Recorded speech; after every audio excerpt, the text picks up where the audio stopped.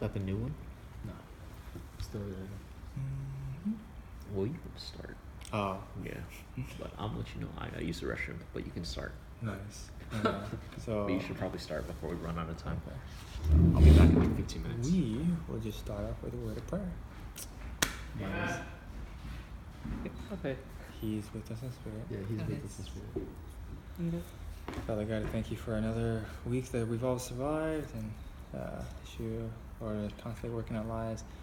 Lord, just use this time to go over this lesson. Lord, just allow a fruitful conversation, a blessed time, so that we can share about our week and what you've done. In Jesus' name, pray. Amen. Amen. Hello, YouTube. We are on Hebrews chapter 8. The whole chapter, basically. Like, what do you think this was? All right. Because I've had previous comments of longer lessons, so we're going to try and aim for 35 minutes. That's fair enough. 25 minutes to What? speak, but Don't even. Wow, he's really gonna. All right. And to preface this, most of this. Okay, I shouldn't say that. No, never mind. Never mind. Blah, blah, blah. You know what? All right, I won't say it because you're gonna try to say something. We are gonna start with the background. So as I was looking into this, I'm getting more and more impressed of how whoever this author is. They're pretty concise and fluid, I guess, just writing style of going through the topic of the importance of Jesus into comparing Jesus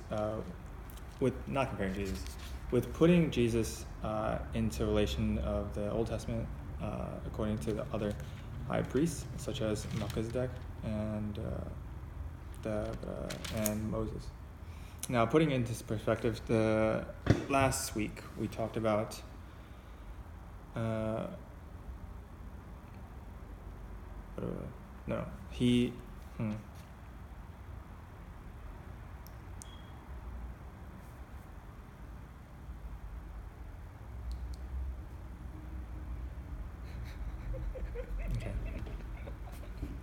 Okay. All right. no, take your time. Take my time. So last week we were talking about Jesus and how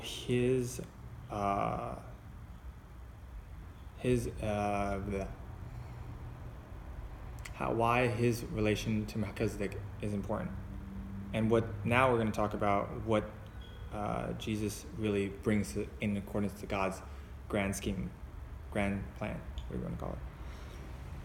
And so he kind of goes on this point, and then of exploring the nuances of the references of the Old Testament, and of referring to Jesus' significance.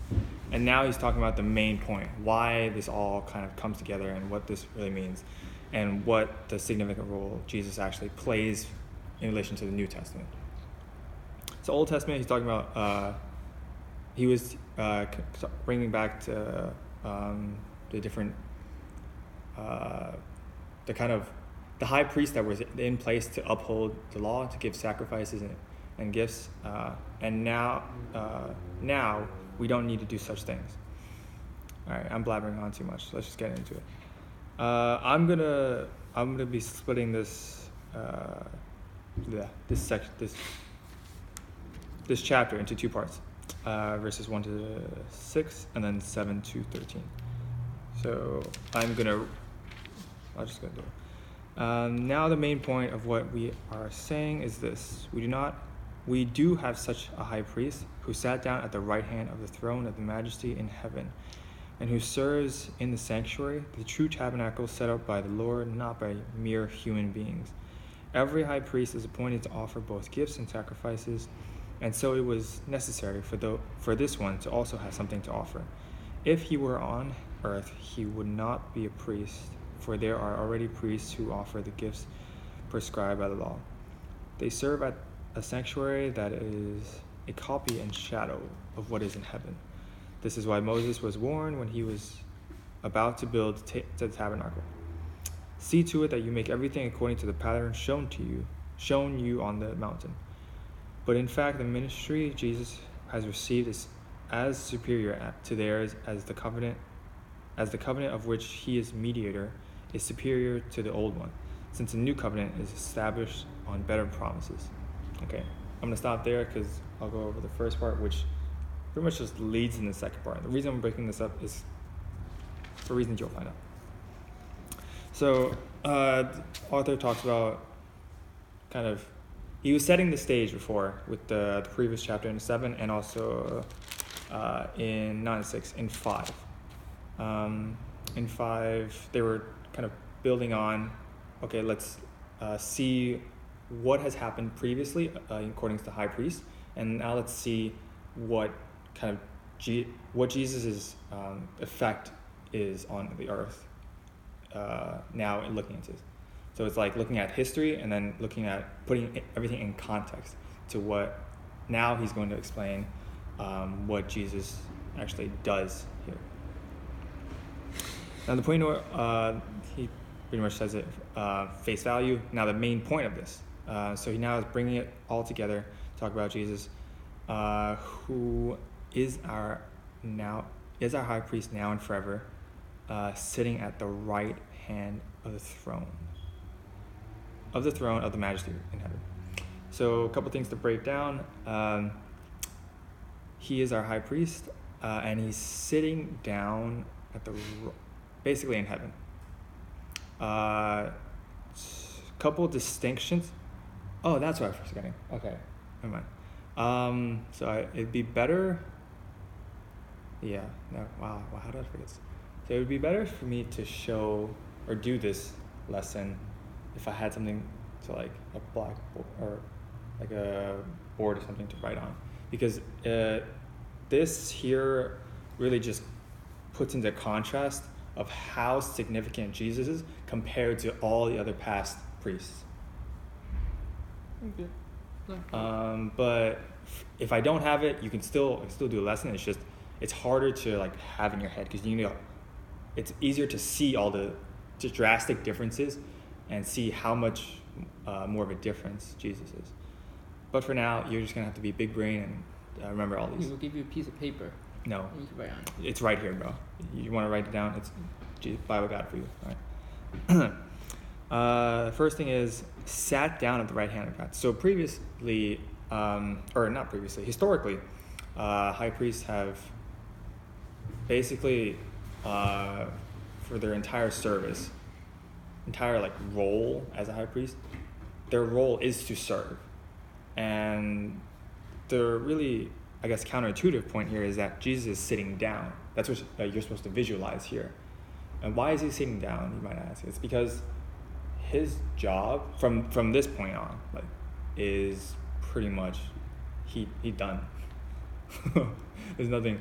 What else do you want him to do? And it sounds kind of arrogant, but we will explore more on. The past high priests have continually been serving and providing sacrifices, and almost on a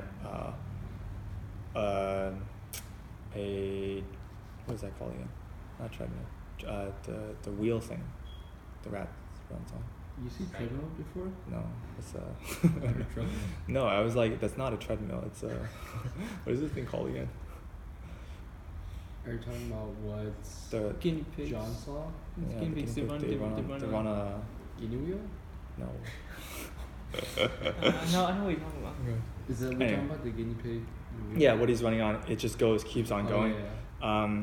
The reason is because the author here, throughout this whole thing, is now going to draw drastic differences between the Old Testament and how historically the old high priests have done things, and now what we have in the New Testament and what Jesus did. And so it's drawing a distinct comparison between Jesus and pretty much everyone else, and then you can comparatively, you can like pick out a couple few notable names like Moses and Melchizedek, but we're gonna particularly focus on just the differences.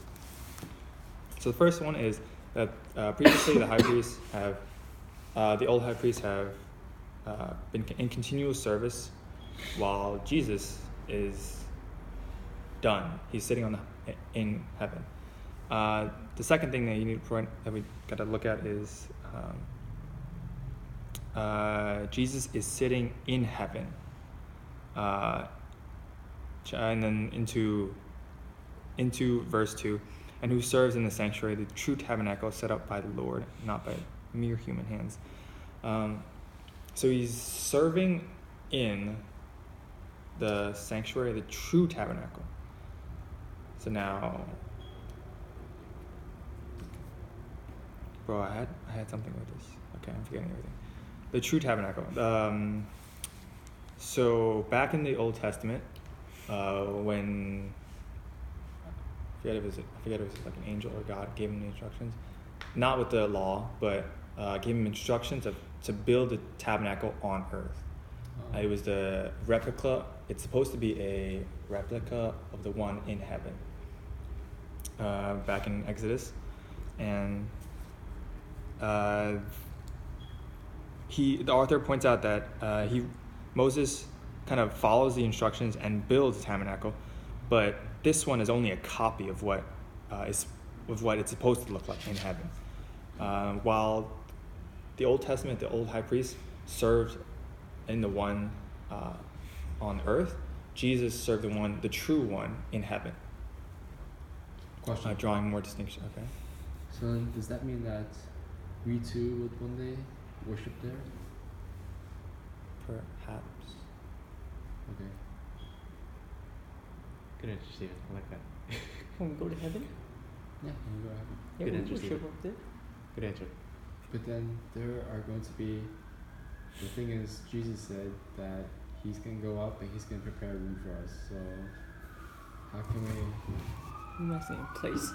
Like, it doesn't really mean, like, it could be metaphorically. Like, prepare a room could mean, like, okay, you belong in heaven. Oh, okay. Like, if you take it that way. Or, wait, but Or it could mean like an what can we actual- take this that way then? Huh?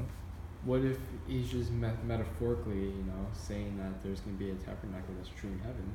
No, because there is. What? But what about the room? I'm saying it could. Why you gotta... Just Good ignore answer. him and keep going. What? Okay, great. All right, setting a time. Okay, he's just. Wow, he's actually being pog. He's destroying my time. Anyways, not by mere human hands. Just drawing distinctions between how the previous high priests have done it, and then how Jesus has done it. Verse 3, every high priest is appointed to offer both gifts and sacrifice, and so it is necessary for this one also to have something to offer. If he were on earth, he would not be a high priest, for there are already priests who offer the gifts prescribed by the law. All right, so now this gets to more nitty-gritty distinctions, and much more, I guess you could say, like, straightforward or self-defining distinctions. So now it's getting more into the Old Testament is synonymous, very synonymous to with the law, and the New Testament is synonymous with the New Covenant. One is associated with Moses. The Old Testament is associated with the laws are associated with Moses, and the New Covenant is associated with Jesus.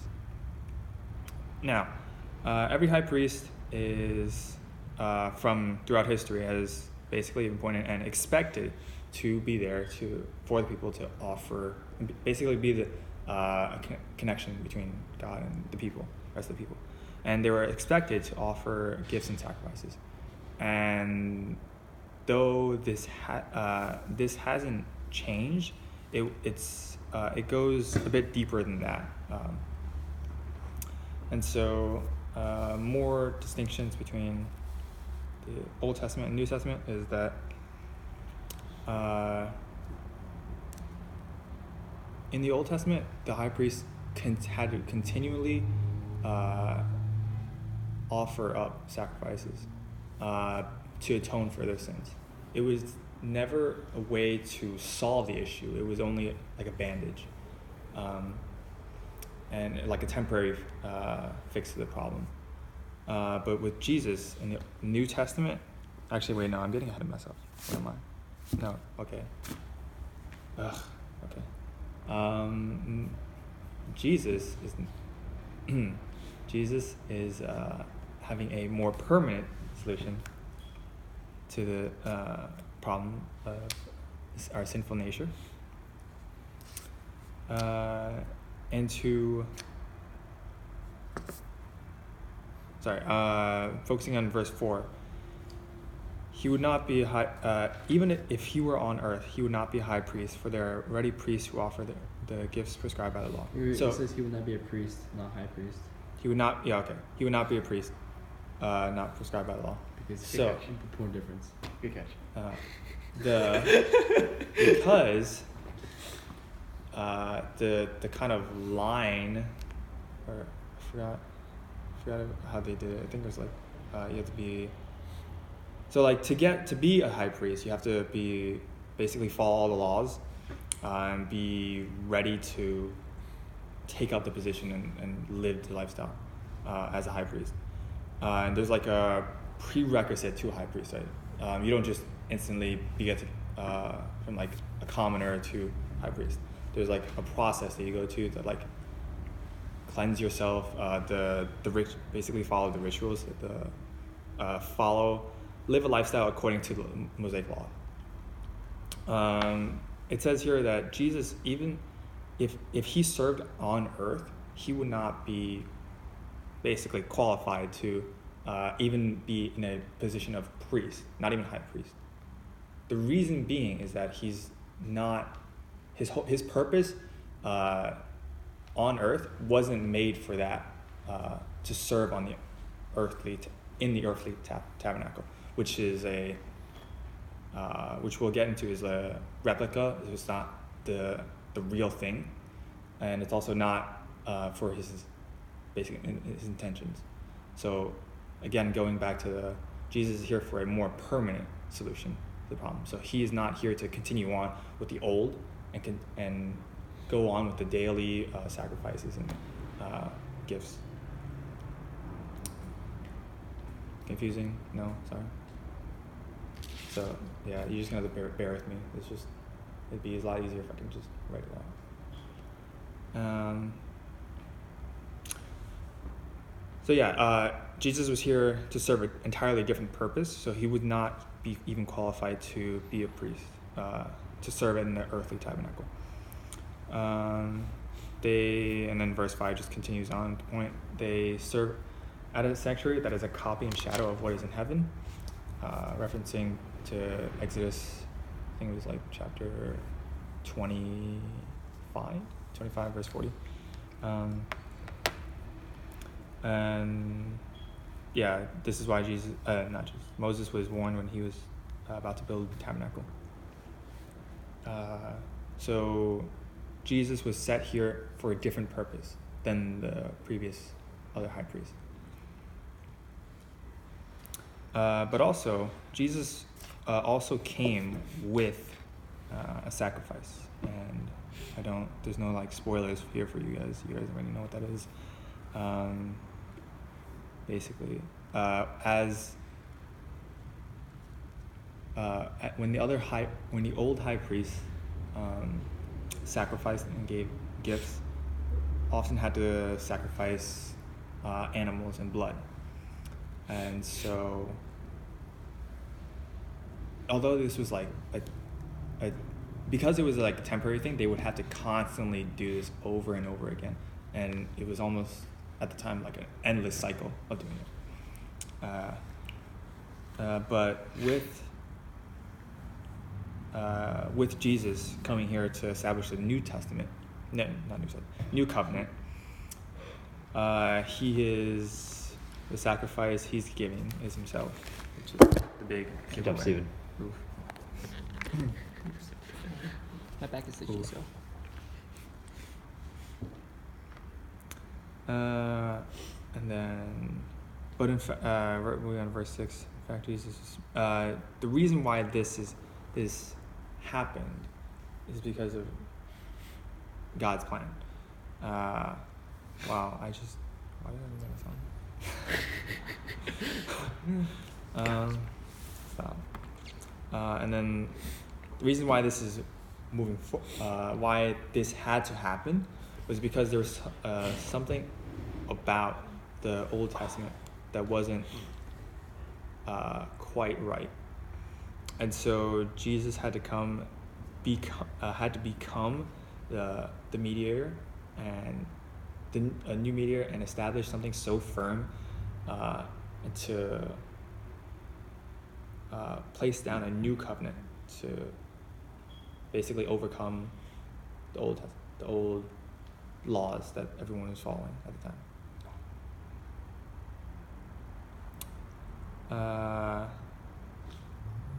Question. Yes. What are the better promises that is established? What do you mean by Jesus came to bring a better or like a more firmer covenant than the old one? What would you mean by that? Good question.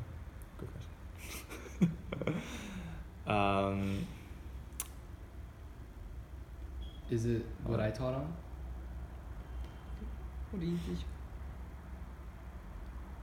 What did you say, Jackie? Yeah, I mean, it's pretty much referring back to the Gospels. The promises are eternal life, and the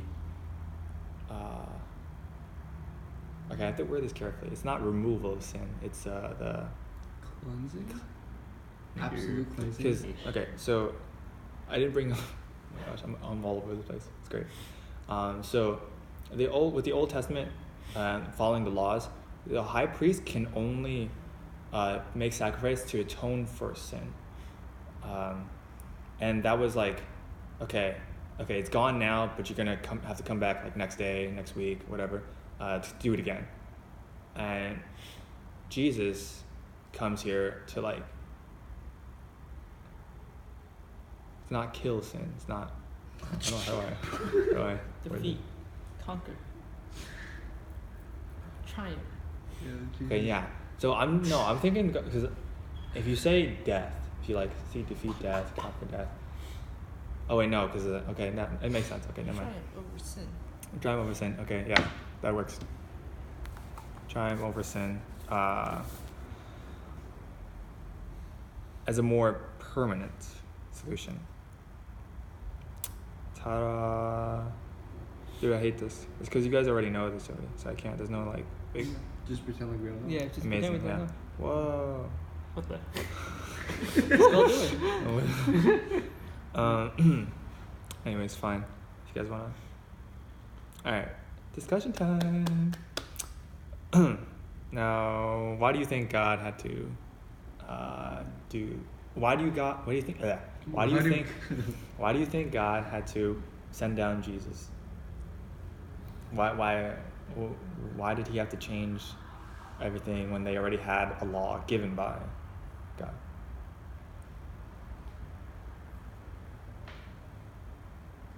So like basically, why did they have to change from the Old Testament to the New Testament? Why couldn't it just be the Old Testament the whole time? Because God found fault with the people. You're not supposed to read past. Oh, that's what Because I was looking at that exact part. You're not supposed to read it. You bum. There's something wrong with the people. I told you you're supposed to be surprised. Oh, really? He found fault with us? Oh my god, it's so stupid.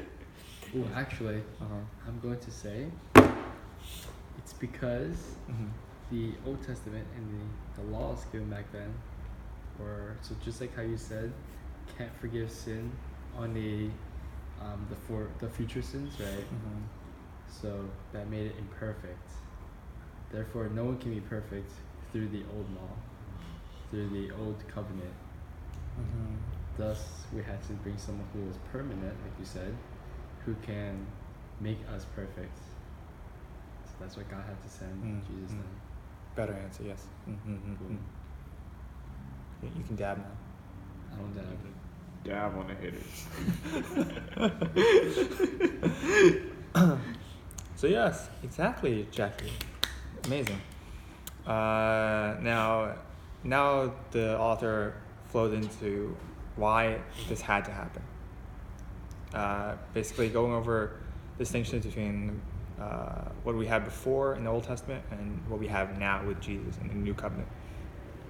So Jesus established a new covenant, which is better in just all aspects. It's superior, and just because it establishes better promises, removal of sin, and everlasting life, or eternal salvation.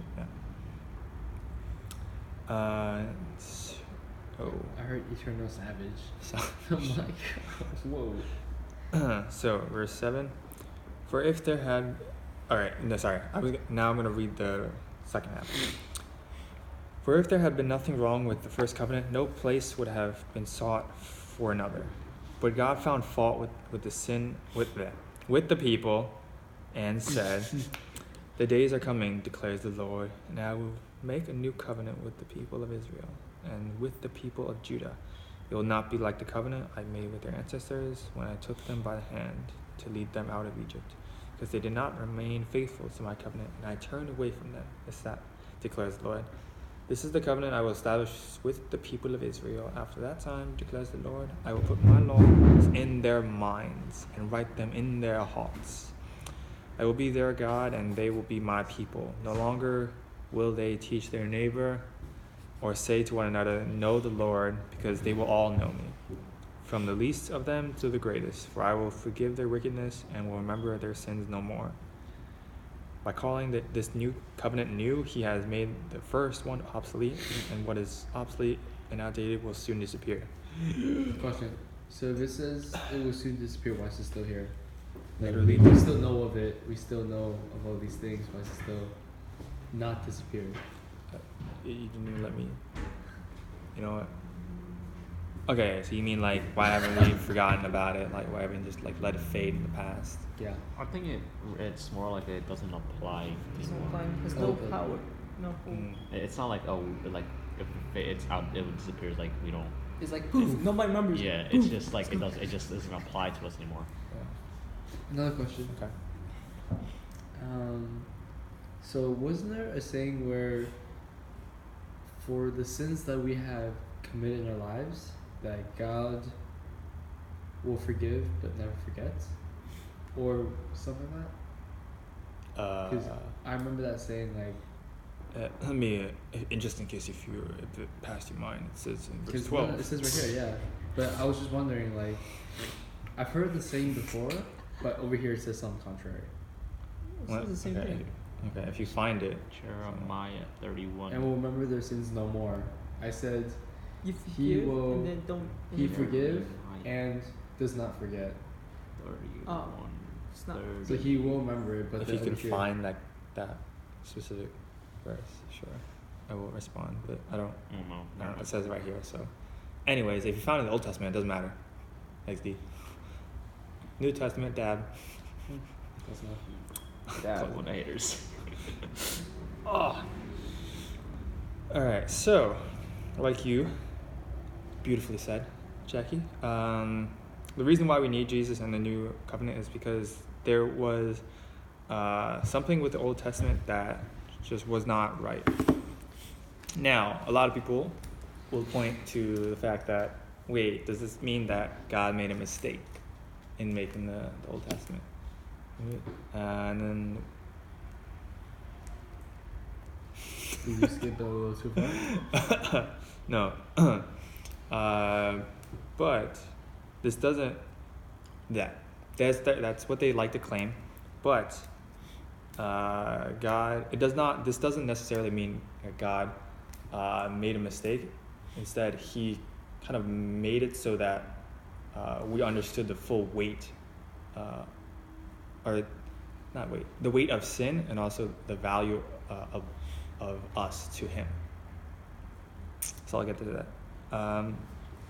Full weight of sin is that because He had to create this system where He put value to the sin that we were kind of doing, because otherwise, if we kept sinning and there was no like objectifiable like way to see how bad it was, see the death that and the destruction that it was causing, and to find a solution for it, we wouldn't really care for it. We just like, oh, willy-nilly, whatever, it's sin.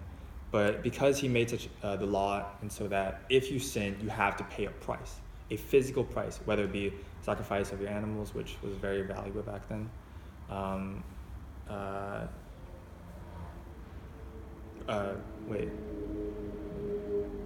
your animals, and so he made this kind of weight to it, suggesting that you were supposed to die in the place of the animal, but there's still mercy there. And also with the New Testament, it's also God's way of saying, I care and love you so much that I'm willing to extend my grace and love to you. Why? Oh my gosh, why are you looking at that? Just comprehended. He's got the like, huh. Amazing. No, He's got the look. Just listening. Just keep going. Understand. Nice. Alright. Got 5 hours. So this section here is from Jeremiah 31, which, fun fact, I was reading over this week for my devotions. Okay. But essentially it's, It says right here. oh, it does? Amazing, yeah. Huh? Oh, yeah.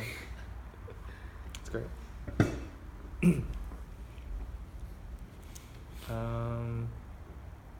Essentially, so even this is just referencing that in the Old Testament, God has been constantly referencing to a new covenant. So even in the Old Testament, when he established the law, he was already giving hints and prophesying basically that this is only temporary, that there will be something better to come, something even greater than what they have now, and kind of alluding to what it means for us. So with the New Testament, another distinction is that the law was something that was external and understood as like you can only be sinless if you accomplish all the works, fulfill all the things of the law, all the rules of the law. Wait. What can you say one more time? You can only be sinless if you followed according to the law, or along that way. For the old covenant. You can only be sinless. Pure, whatever you want. You can be. It's not making sense. Not making sense. There's a little part of it that's sort of throwing me off.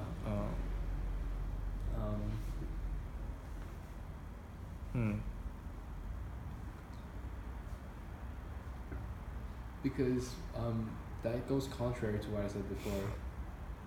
What did you say before? That the old covenant did not make anybody perfect, and you're saying that if anybody were to follow it, the entire thing, they would be perfect. Yeah, but they couldn't.